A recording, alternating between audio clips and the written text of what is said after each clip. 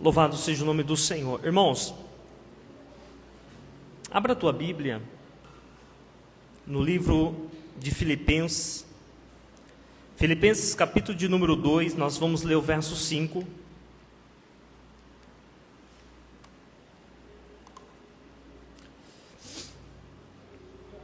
Aleluia. Eu sei que tem pessoas aqui que estão preocupadas. E o Espírito de Deus tem uma palavra ao teu coração. Aleluia, Jesus. A nossa vida é tão corrida, tantos compromissos, tantas preocupações, compromissos financeiros a honrar, responsabilidades que atribuíram a você. Às vezes você fecha os olhos, mesmo estando na presença de Deus, na casa de Deus, e o que você consegue enxergar com os olhos fechados é problema. É coisas que tem que resolver. Mas Deus tem uma palavra ao teu coração. E eu quero muito que você preste muita atenção em tudo aquilo que Deus Ele quer fazer aqui neste lugar. Porque eu tenho certeza que você vai voltar para a tua casa com uma direção hoje. Você vai sair daqui hoje dizendo: obrigado, Senhor. Obrigado porque eu recebi a palavra que eu precisava. Aleluia.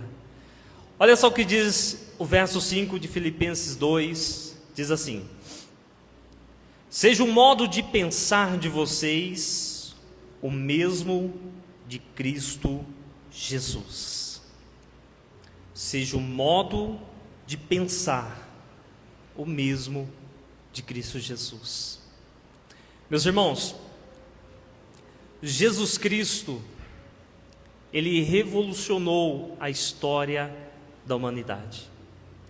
Mas Jesus, Ele não revolucionou a história da humanidade como Jesus Deus, embora Ele nunca deixou de ser Deus. Jesus, Ele transformou, revolucionou, mudou a história como Jesus homem. E quando eu começo a olhar para a vida de Jesus, Ele no seu ministério terreno, Ele nos ensinou que é possível você viver uma vida com equilíbrio. É possível. Eu sei que nós passamos por desafios, vivemos situações que muitas vezes nos colocam em xeque, a ponto de às vezes pensar: o que nós vamos fazer agora? De que maneira eu vou resolver isso? Parece que esse problema não tem solução, parece que essa situação não quer mudar. Mas quando você começa a olhar para a vida de Jesus, o que é o teu problema comparado àquilo que Ele enfrentou aqui na terra? Ah, mas para Jesus era fácil, Wagner. Embora Ele viveu como homem, Ele não deixou de ser Deus, gente. Jesus, Ele não deixou de ser Deus, mas Ele viveu como homem. Olha só.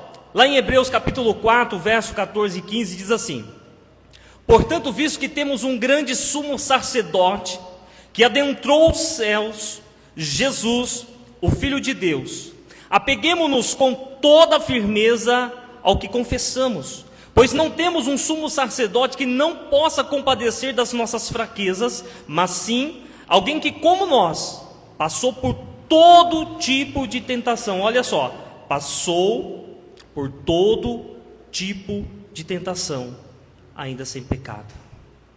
Eu sei que nós passamos algumas tentações, algumas delas vencemos, outras nem sempre. Mas Jesus, como um exemplo maior, Ele deixa-nos aqui o ensinamento que é possível você viver uma vida, mesmo sendo tentado em todas as áreas, e não pecar, e não falhar. Jesus, Ele viveu e nos deu o exemplo que com Ele nós podemos vencer, com Ele nós podemos conquistar, com Ele você pode se enfrentar essa situação que você está passando e vencer,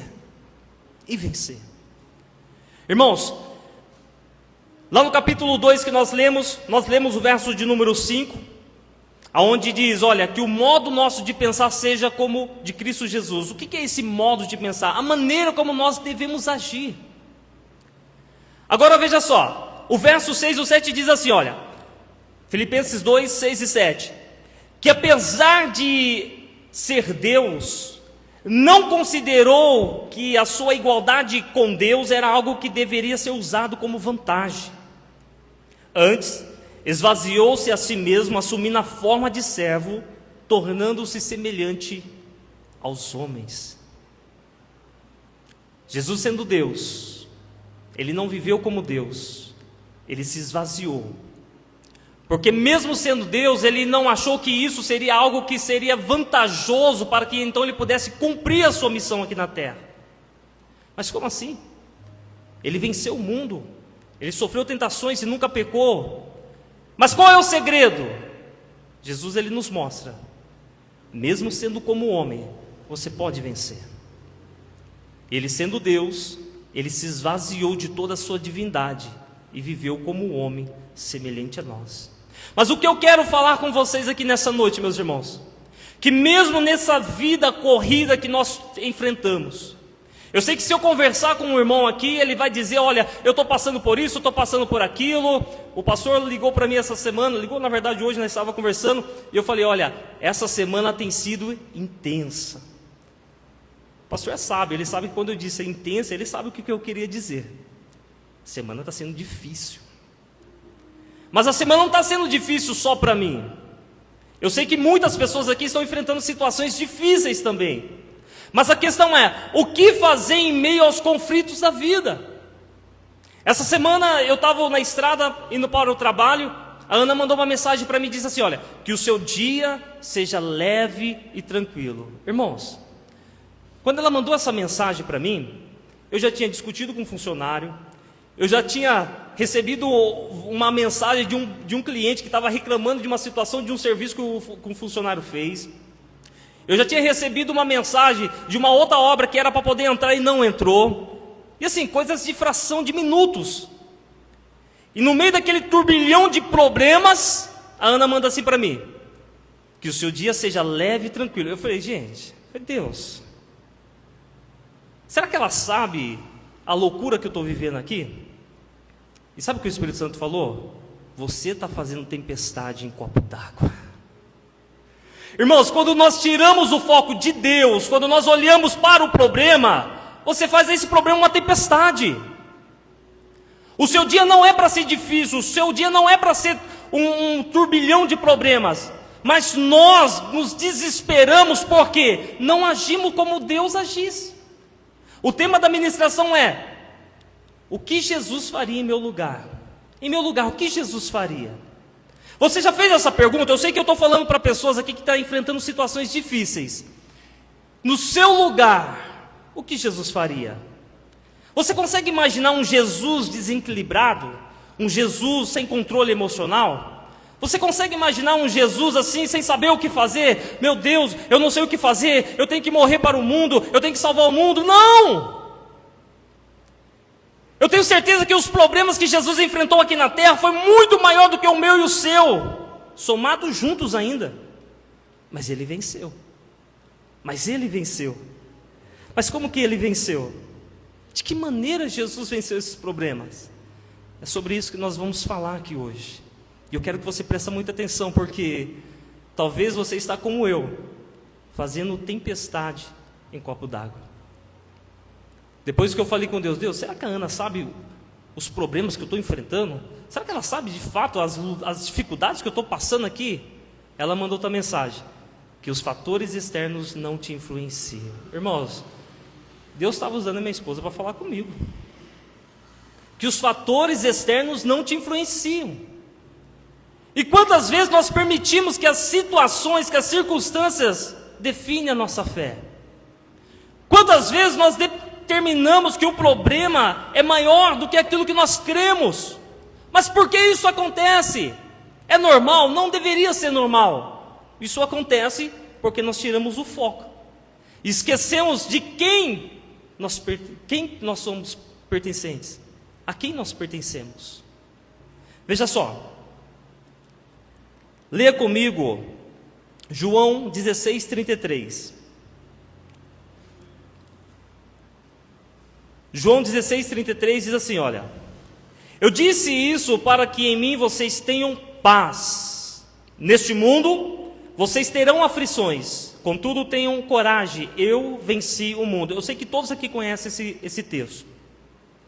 Mas a gente fica focado nessa parte aqui, olha. No mundo tereis aflições, mas tenham de bom ânimo, tenham coragem.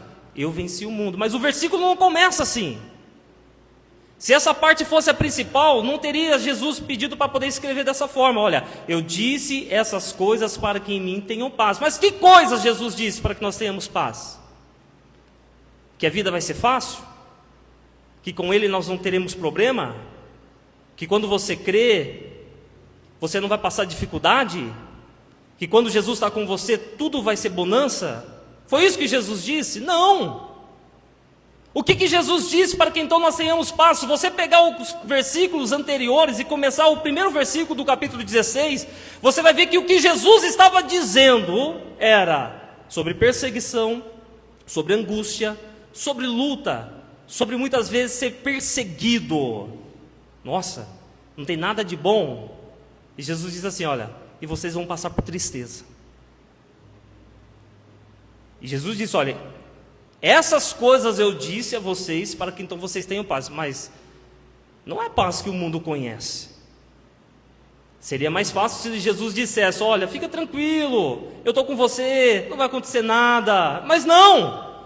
O que ele disse para que nós tenhamos paz era que nós passaremos perseguições, passaremos momentos difíceis, teremos dores, seremos perseguidos, muitos tentarão nos matar. Mas veja só, olha só o que diz o verso de número 20. Em verdade vos digo que vocês chorarão e lamentarão, mas o mundo se alegrará. Sabe o que Jesus está dizendo? Olha, vocês vão passar situações difíceis. E aquelas pessoas que estão te perseguindo vão se alegrar contra vocês. Mas tudo isso é aquilo que Jesus disse lá, olha, eu disse essas coisas para que em mim tenhais paz. E aí Jesus diz assim, olha, vocês se entristecerão, mas a tristeza de vocês se transformará em alegria. Você pode glorificar a Deus? Você está entendendo a palavra do Senhor? Jesus, ele tem a capacidade de pegar aquilo que era ruim e transformar bom. Olha para a situação que você está passando agora. Pense nesse problema que tirou a tua paz. Esse problema é o meio pelo qual Jesus vai fazer que isso se torne bom para você. Mas como assim, Wagner? Eu recebi um diagnóstico do médico, eu perdi uma oportunidade de negócio tão importante para mim. Jesus está dizendo, enquanto as pessoas se alegrarão, vocês se entristecerão, mas a tristeza de vocês se converterá em alegria. Ele é poderoso para fazer que esse momento difícil, que esse problema que você está enfrentando, que essa tristeza que está no teu coração se torne algo bom para você. Eu não sei como, mas ele é especialista e ele está dizendo, olha, se você crê, o que eu vou fazer diante dessa situação que você está passando é algo benéfico para você. Então tenha paz, porque eu venci o mundo. Ele venceu o mundo. E ele disse para você essas coisas. Tudo coisas contrárias, mas coisas que vai reverter de algo bom para você. Irmãos, a vida de Jesus, o seu ministério terreno nos dá esse exemplo de viver uma vida com equilíbrio, uma vida com sensatez, uma vida que não, sabe aquela vida que vale ser vivida? Não é aquela vida desesperada. Veja só, lá no capítulo 5 de Marcos, o verso 17 e o verso 19 diz assim: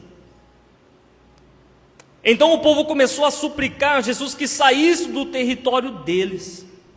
Assim que Jesus entrou no barco, o homem que havia estado endemoniado suplicou-lhe que o deixasse ir com ele. Jesus não permitiu, antes ordenou-lhe: vá para casa, para a sua família, e anuncie-lhe tudo quanto o Senhor fez a você e como teve misericórdia de você. Gente, a gente está diante de um fato que ocorreu na vida de Jesus. Ele chega numa cidade e tem um homem possesso de uma legião de demônios. Se você ler os versículos anteriores, vai dizer que esse homem vivia no cemitério. As pessoas prendiam, colocavam algemas, amarravam, mas ele estourava. A força demoníaca sobre a vida desse homem era tamanha que ninguém conseguia deter esse homem. Mas quando Jesus chega nessa cidade, esse homem se depara com Jesus, e Jesus ali então expulsa aqueles demônios, e aquele homem é liberto. Só que aqueles demônios entram numa manada de porcos, cerca de mais de 2.000 porcos caem no precipício. E aquele homem que antes atormentava, aquele homem que trazia medo para aquele povo, estava em perfeito juízo. E aí talvez vocês possam dizer: nossa, que algo bom que Jesus fez. Toda a população vai amar Jesus, toda a população vai desejar que Jesus ficasse ali, porque Jesus de fato trouxe paz naquele povoado. Mas quando aquele povo, quando eles olharam para aquele homem em perfeito juízo, vestido roupas, ao invés deles agradecerem, sabe o que eles fizeram? Expulsaram Jesus. Agora eu pergunto para você, o que você faria? A gente muitas vezes peca por tão pouco. A Bíblia fala que Jesus, mesmo sendo rejeitado diante de algo tão bom que ele fez, ele não falou nada, não lançou nenhuma palavra de condenação para aquele povo. Simplesmente ele voltou para o barco e foi embora. Aquele homem que foi liberto suplicou: Senhor, deixa eu ir com você. É como se ele estivesse dizendo para Jesus: olha, esse povo não sabe o que eles estão fazendo. Eu tinha uma vida derrotada, eu tinha uma vida destruída. Olha o que o Senhor fez na minha vida, o Senhor me libertou. Deixa pelo menos eu ir com o Senhor. Mas Jesus disse: não, é melhor você ficar. Eles não querem que eu fique aqui, mas você pode ficar. E vá para a sua casa, para a sua família, e diga o quanto Jesus, o quanto o Senhor fez por você. Simplesmente Jesus entrou no barco e foi embora. E às vezes a gente fica comprando briga tão pouco. Ah, fulano falou isso comigo. Ah, ciclano fez aqui. Ah, tal pessoa fez aqui. A pessoa não fez isso por mim. Gente, muda o foco. Pare de criar problema. Jesus tinha todos os motivos para criar problema. Jesus tinha todos os motivos para poder reclamar. Simplesmente ele disse: vocês não querem? Eu vou para o barco e vou embora. Veja só.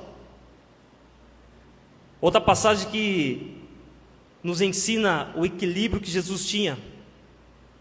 Lucas capítulo 9, verso 54 e 56 diz assim, olha: e os discípulos Tiago e João, vendo isso, disseram: Senhor, quer que digamos que desça fogo do céu e consuma? Eu gostaria que vocês colocassem na Almeida Revista Atualizadas aí. Eu vou ler de novo. Lucas 9, 54 e 56, na Almeida Revista Atualizada.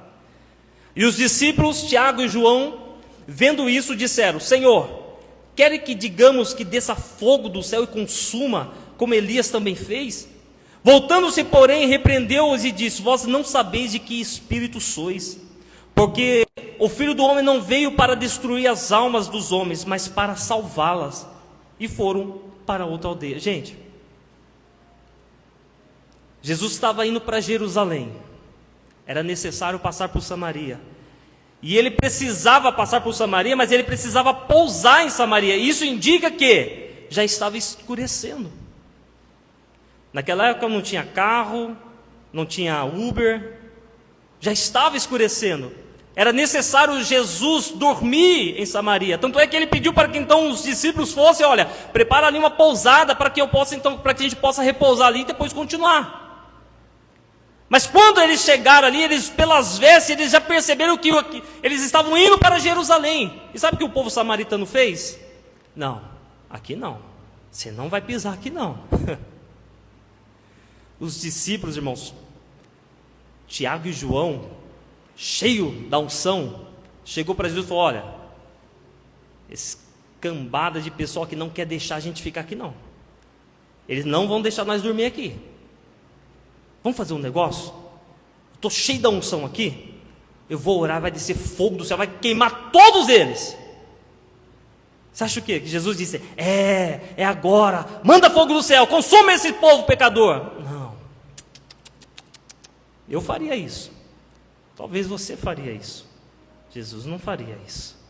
Jesus repreendeu ele e disse: vocês não sabem de que espírito sois. Eu não vim destruir, eu vim salvar. E aí, o que vai fazer agora, Jesus? O Senhor não quer torrar o povo? Mas o que nós vamos fazer? Está tarde, está escuro.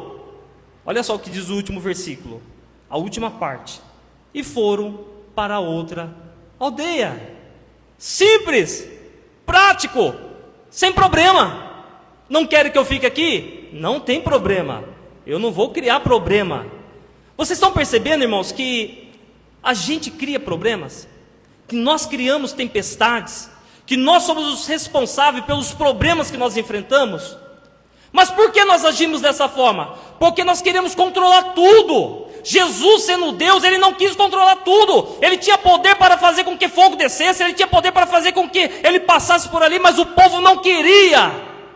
E simplesmente ele disse: tudo bem, sem problema, eu vou caminhando para outra aldeia. Gente, eu não sei quantas horas Jesus caminhou até a outra aldeia, mas ele foi caminhando para outra aldeia. Você pensa o quê? Pensa no Jesus desequilibrado agora. Começa a orar: ah, Pai, o Senhor me manda aqui, eu vim neste mundo para morrer para esse pecador, para esses pecadores aqui, agora eles não querem nem deixar eu dormir aqui, passar a noite aqui. Ah, não, eu vou voltar para o céu. Não é esse Jesus que a Bíblia pega. Não. Jesus, ele nos dá esse exemplo de equilíbrio emocional. Não quer? Tudo bem, eu vou para outro lugar. Veja só, Mateus capítulo 17. Mateus 17, verso 24. Pode ler na NVI mesmo. Quando Jesus e seus discípulos chegaram a Cafarnaum, os coletores os coletores do imposto de 2 dracmas vieram a Pedro e perguntaram: o mestre de vocês não paga o imposto do templo? Sim, paga, ele respondeu. Quando Pedro entrou na casa, Jesus foi o primeiro a falar. Perguntou-lhe: o que você acha, Simão? De quem os reis da terra cobram tributos e imposto? Dos seus próprios filhos ou dos outros? Dos outros, respondeu Pedro. Jesus disse: então, os filhos estão isentos. Mas para que não causemos motivo de tropeço a eles, vá ao mar e jogue um anzol. E tire o primeiro peixe que você pegar. Abra-lhe a boca, e você encontrará uma moeda e um estáter. Pegue-a, entregue a eles e paga o meu imposto e o seu. Gente, Jesus não tinha nem a necessidade de fazer isso, porque cobrava-se o imposto dos outros, não dos filhos, não dos moradores, mas dos outros. Mas veja só, por que Jesus pediu para Pedro ir lá pescar? Uma coisa é fato, irmãos. Se Jesus estivesse com dinheiro ali, ele pagaria. A questão é que ele não estava com dinheiro. Não estou dizendo que Jesus não tinha dinheiro. Pode ser que talvez Judas, que era o tesoureiro que controlava a bolsa, não estava com eles ali. Mas Jesus, quando Pedro chegou, ele já se antecipou. Por quê? Jesus já viu a preocupação de Pedro. Irmãos, Pedro deve ter chegado ali coçando a cabeça: e agora? Não tem dinheiro aqui, eles estão cobrando, eu falei que Jesus paga o imposto, sem Jesus falar nada, e agora? Aí Jesus já se antecipou e disse: Pedro, de quem eles cobram o imposto? Dos filhos ou dos outros? Dos outros. Mas para que não causemos tropeço, sabe o que Jesus está dizendo? Ó, não vamos criar problema não. Se eles querem que a gente pague, vamos pagar. Jesus disse para ele: olha, vai lá, pesca, primeiro peixe, tira, abre a boca dele e tira e paga. E faça assim: olha, não paga só o meu que você disse que eu pago, paga o seu também. Parece que é fácil, não parece? Irmãos, Deus, ele prepara meios da onde você menos imagina. Sabe o que eu aprendo com essa palavra? Não se desespera não. Deus tem um meio que você não está nem pensando. Você está pensando em 1001 problemas, e Jesus tem a solução certa, e você está desesperado. A última coisa que Pedro poderia imaginar é que a solução do problema viria da boca de um peixe. Mas sabe o que Jesus está dizendo para nós? Quando você confia em mim, quando você não vive uma vida desesperada, eu mando recursos da onde você menos espera. Pare de criar problema. Jesus não tinha nem o direito de pagar, ele não tinha nem o dever de pagar, mas para que não causasse escândalo. E o que nós mais vemos hoje é crentes gerando escândalo. Não, mas é o meu direito, porque eu estou... Para com isso. Olha o exemplo de Jesus. Ele, sendo Deus, viveu como homem e nos mostra que é possível você viver uma vida digna, de caráter, ter honestidade e não causar problema. Porque a maioria dos problemas somos nós que causamos. Meus queridos, Marcos, capítulo de número 4, verso 36. Deixando a multidão, eles o levaram no barco, assim como estava. Outros barcos também o acompanhavam. Levantou-se um forte vendaval e as ondas se lançavam sobre o barco, de forma que começou a encher de água. Jesus estava na polpa, dormindo com a cabeça sobre um travesseiro. Os discípulos acordaram e clamaram: Mestre, não te importa que morremos? Ele levantou, repreendeu o vento e disse ao lago: Aquieta-te, acalma-se. O vento aquietou, tudo ficou calmo. Então perguntou aos seus discípulos: Por que vocês têm tanto medo? Eu não vou nem pedir para você levantar a mão, mas alguém aqui já ficou alguma noite sem dormir por causa de preocupação? Irmãos, tem pessoas que têm sono pesado, mas eu sei que aqui tem alguém que já ficou acordado pensando o que tem que fazer no outro dia. Agora imagina só esse contexto. Nós estamos falando de algo literal mesmo. Ele estava em meio a um lago, né? Mas mesmo no lago ali, houve aquela tempestade, o barco sendo cheio de água. Imagina só, irmãos, quando a gente vai pescar, a onda está tranquila, ainda o barco movimenta, faz aquele chacoalhão. Agora imagina uma tempestade, rajada de vento, água entrando para tudo que é lado, os discípulos tentando controlar o barco e não conseguia. O que Jesus estava fazendo? Dormindo. Os discípulos ficaram: não, alguma coisa não está normal em Jesus não. Acho que eles pensaram que Jesus tinha até morrido. Desceram lá na polpa e falaram: Mestre, acorda! Não vê que nós vamos morrer? Você acha que Jesus estava preocupado, irmãos?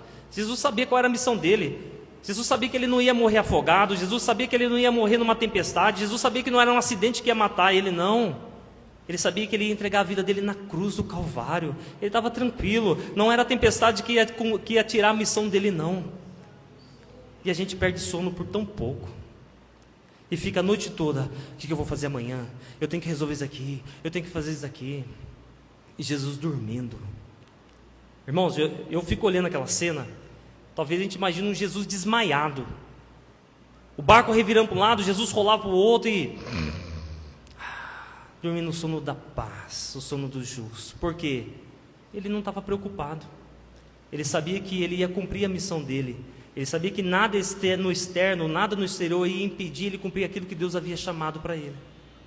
Agora veja só, nós vemos aqui vários exemplos de Jesus, que situações que ia gerar vários conflitos, situações que era para poder gerar desequilíbrio emocional, situações que era para tirar paz, Jesus contornou e ficou tudo tranquilo.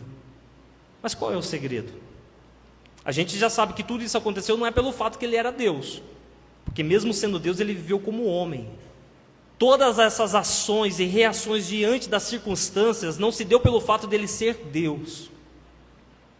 A forma como ele agiu é a forma que ele nos ensina. Mesmo sendo homem, mesmo sendo humano, você pode. Mas qual é o segredo? Qual é o segredo? Abra comigo Lucas 22, verso 39 ao 41. Como de costume, Jesus foi para o Monte das Oliveiras, e os seus discípulos o seguiram. Chegando ao lugar, disse-lhe: orem para que vocês não caiam em tentação. Então afastou-se deles a uma pequena distância, ajoelhou e começou a orar. Pegou a chave? Quem aqui pegou a chave? Quem aqui pegou o segredo? Levanta a mão, deixa eu ver se você entendeu. Qual é o segredo? Qual é o segredo? Diga comigo: oração. Nossa, cadê? Cadê a igreja? Diga comigo: Oração. O segredo é a oração. Não tinha nada de super, sabe, algo hiper. Não, é oração. O interessante é que Lucas, ao escrever esse fato, ele diz assim, olha, Jesus foi ao monte, olha, diz assim, ó, como de costume, Jesus foi ao Monte das Oliveiras. O que Jesus fazia? O segredo não era o monte, mas era o que Jesus fazia no monte. Eu vejo pessoas, e não tenho nada contra, mas mistifica tanto o monte, como se o monte fosse o céu. O segredo não está no monte, o segredo está naquilo que Jesus fazia no monte. Ele não ia no monte cantar, ele não ia no monte orar, contar piada, não, ele ia no monte orar. Ele ia no monte orar. Hoje você vai nos montes, as pessoas oram 5 minutos e conversam 1 hora com outra pessoa. Mas veja só, Lucas diz, olha, como era de costume, gente, a oração era algo habitual na vida de Jesus. Jesus vivia uma prática de oração na sua vida. Ele sendo Deus, ele estava sempre em contato, mesmo sendo Deus. Talvez você dizia, olha, ele era Deus, ele não precisava nem de orar. Não, ele viveu como homem, por isso ele orava. Mas veja só, 3 coisas Jesus nos ensina nesse texto que nós lemos. Primeiro, a oração tem que ser algo habitual na sua vida. Tem que ser uma prática a ponto de ser um costume para você. O que é um hábito? Para mim, um hábito é vamos colocar assim, um dos hábitos meus é escovar os dentes. Glória a Deus por isso. Mas o hábito é aquilo que você faz com tranquilidade. Hábito é aquilo que você faz até mesmo sem pensar. Você que tem o hábito de escovar os dentes, quando você vai ao banheiro, você não pensa, agora eu tenho que pegar a escova, agora eu tenho que pegar o creme dental, agora eu tenho que colocar na boca. Você pensa, claro que não. É um hábito. Simplesmente você vê, quando você vê, você já escovou os dentes, já está até sujando os dentes de novo. Por quê? É um hábito. E para Jesus a oração era um hábito. Outra coisa que nós aprendemos nesse texto que nós lemos, gente, a oração nos impede de cair em tentação. Olha só o que Jesus diz, olha, ore para que não caiam em tentação. O que é tentação? Se você pegar a palavra tentação e dividir ela, é uma tentativa sobre uma ação. Tentação é isso, uma tentativa sobre uma ação. O diabo, ele sempre vai tentar algo em você, para quê? Através da tentação ele venha tirar uma reação sua. E Jesus está dizendo, olha, orem para que não caiam em tentação. Quem aqui não precisa levantar as mãos? Passou uma tentação, vamos colocar um exemplo aqui, uma pessoa falou algo que você não gostou e você retrucou e falou algo que você não queria. O que você fez? Caiu numa tentação. Era só você ter ficado quieto. Mas você, por não estar em oração, caiu em tentação. Simples. E Jesus está dizendo, não quer cair em tentação? Ore. Quer viver uma vida de vitória? Não quer cair na cilada de Satanás? Ore! Para que você não caia em tentação. Terceira e última coisa que eu quero falar sobre esse texto que nós lemos aqui de Lucas. Não espere as pessoas orar por você, não. Veja só, mesmo Jesus subindo ao Monte da Oliveira com os discípulos, olha o que diz o verso 41. Então afastou-se deles, a uma pequena distância, ajoelhou e foi orar. É tão gostoso, né? Ora por mim, coloca a mão na minha cabeça, dá as mãos, vamos fazer a corrente de oração. É gostoso, irmãos, não vou negar, isso é bom, ainda mais quando a gente está fraco. Mas qual era o contexto que Jesus subiu nesse monte aqui? Jesus estava angustiado. Só que Jesus sabia que se ele não orasse, ninguém ia orar por ele. E o que nós vemos hoje é crente 6 horas, né? É aquele crente, vocês oram por mim? Você ora por mim? Vocês oram por mim? Mas não adianta as pessoas orar por você e você não orar. Você tem que ter uma vida de prática de oração, porque eu posso jejuar por você, eu posso orar por você, mas se você não viver uma prática de oração, toda a tentação você vai cair. E fica, vocês oram? Vocês oram por mim? Vocês oram por mim? Você tem que aprender a orar. O que Jesus nos mostra aqui, que mesmo você estando com pessoas que querem o melhor para você, você precisa orar. Jesus deixou eles, afastou-se uma pequena distância e foi orar. E foi orar. Pegou o segredo? Eu quero que você se coloque em pé, eu quero orar com você. Eu não vou orar por você, eu quero orar com você.